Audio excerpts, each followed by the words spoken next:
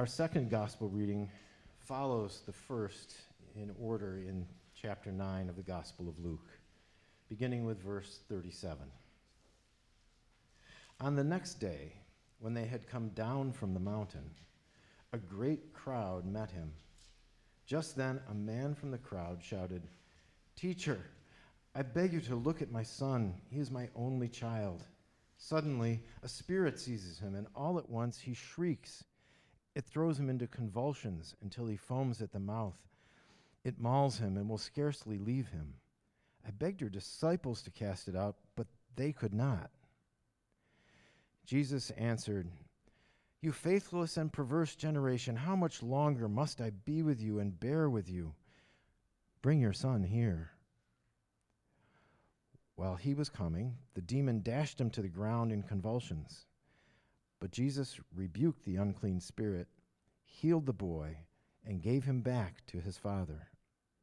And all were astounded at the greatness of God. Thus ends the reading.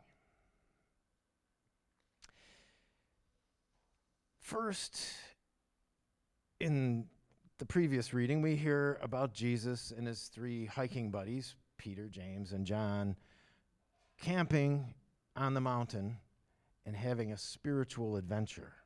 And now they come down into this chaotic scene.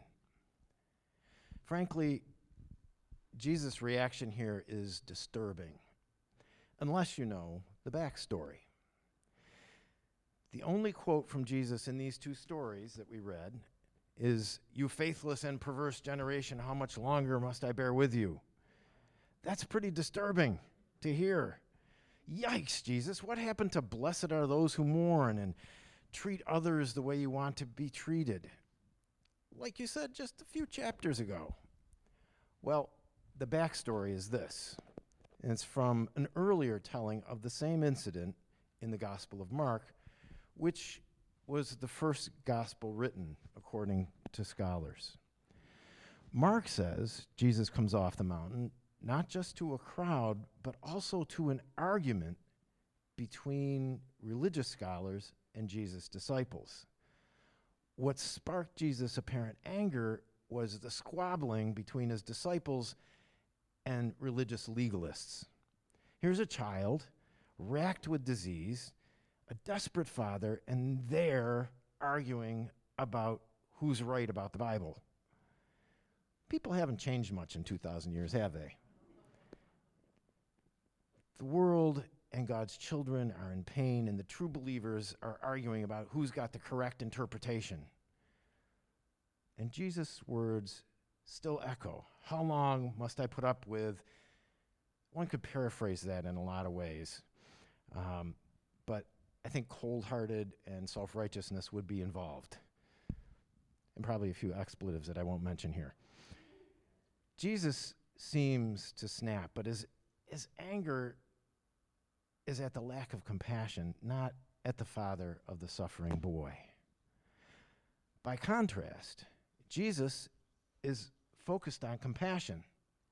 What he does is say, "Bring your son here to me." Who could not feel the pathos of a father for his child that's suffering? Assessed by today's medicine, the son shows all the symptoms of epilepsy. In fact, there are some translations of this story in 3 of the Gospels that actually call it epilepsy. And seen by pre-scientific eyes, it seems like he's possessed by a demon. By any name, it is a fracture in God's intended and created good that needs to be healed. When a child is in peril, the whole family is thrown into crisis, and chaos ensues. Parents imagine and hope and pray for even a hint of improvement. And prolonged suffering can lead to a way of seeing the world through tragedy. And many of you and I know this from personal experience. So immediately, Jesus heals the boy from his epilepsy. And that is the key thing. Plus, Jesus just came from the top of the mountain. He could have stayed there. In fact, that little side conversation with Peter of, hey, we'll build some shelters for us up here on the mountain and we'll just stay here. That's when the cloud comes and what sounds like in the reading to be sort of a scary voice because it said they were terrified, says, "This is my son, my chosen. Listen to him." And what does the chosen say? Let's go down the mountain and heal the world, starting with a small epileptic boy and his worried father. That's the point of it all, is that Jesus didn't stay up on the mountain. And he told his followers not to stay up there either. Jesus came down to face human brokenness. Faith requires action by example, and it requires compassion.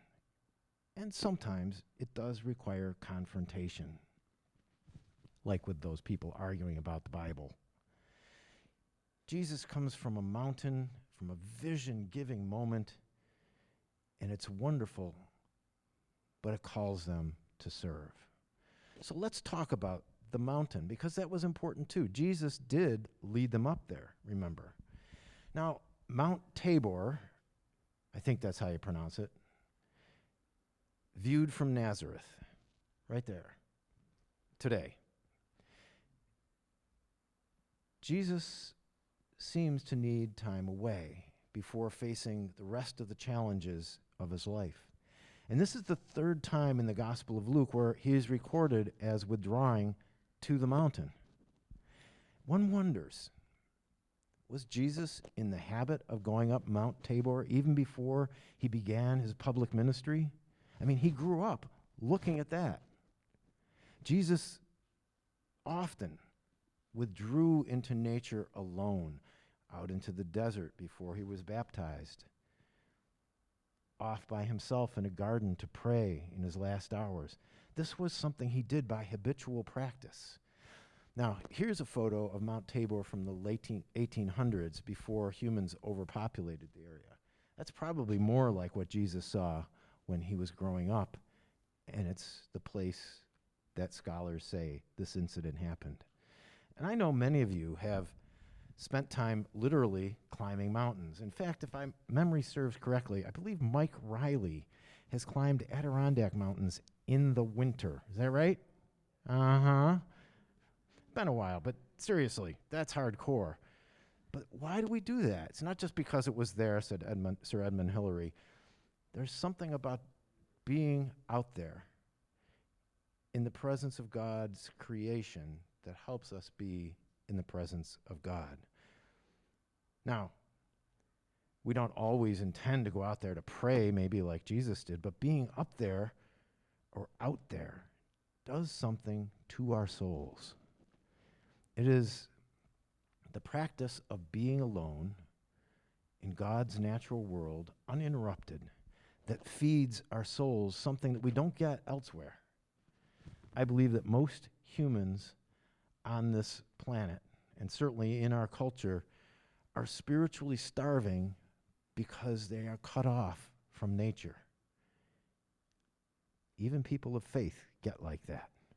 So let me offer 4 ways to practice faith that copy some of what Jesus does in this story, except maybe that angry outburst part. First of all, practice wonder. Unplug, I mean literally unplug, once a day. Leave behind the devices, the to-do lists, and just, even if it's for a minute, look at God's creation. Even if it's just looking out the window at that bird on the branch for a minute. Wonders surround us and yet are so often unnoticed. The hem of our Creator's robe is nature's grandeur. Next, another practice is to be present where we are. I know that sounds weird because how could we not be where we are? But a lot of times, if you noticed, when you're rushing through your day, you're doing something, but you're thinking about something else. You're with someone, but you're planning for the next thing. Being fully present is something that takes a conscious decision. So I would suggest, as a second spiritual practice, to find a place at home, even if you have to get up early, to find a place where you can be alone, but take time to be alone and be as close as you can to being silent too. Be fully present just in that place, even if it's only for 5 minutes, as you listen to your own breath or concentrate on a candle. Or if it's summertime, listen to that cricket chirping its song. Start with just 5 minutes, and maybe you'll find that you can work up to an even longer time. Because when we are in that place, even when we're not thinking about God, God meets us there because we are fully there where God is. A third thing, worship with other people. You're doing this right now.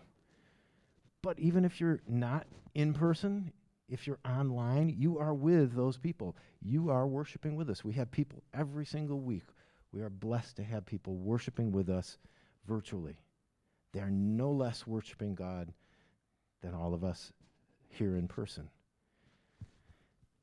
And let's face it, worship will not be perfect. Humans are messy. Although I have to say, the bell choir was pretty close to perfect. That was awesome. But moments happen, and maybe despite or even because of our messiness as humans, the realm of God lives in our midst. And last of all, spiritual practice is to serve others to help heal the world. Doing something that is of no benefit back to ourselves. Jesus led those 3 closest disciples down from Mount Tabor, and the first thing he did was heal that desperate father's son. We can heal the earth if we work together. We can help heal broken communities. We are gifted to help heal broken hearts by showing our care. So I'm saying that if we wonder at God's creation, if we are present with God in silence, if we worship together, and if we practice our faith by serving other people, divine presence will become more and more real in us. And we will come down from that mountain to bless the world with the gifts of our heart, and the world can be healed. And boy, we need to hear that right now. Amen.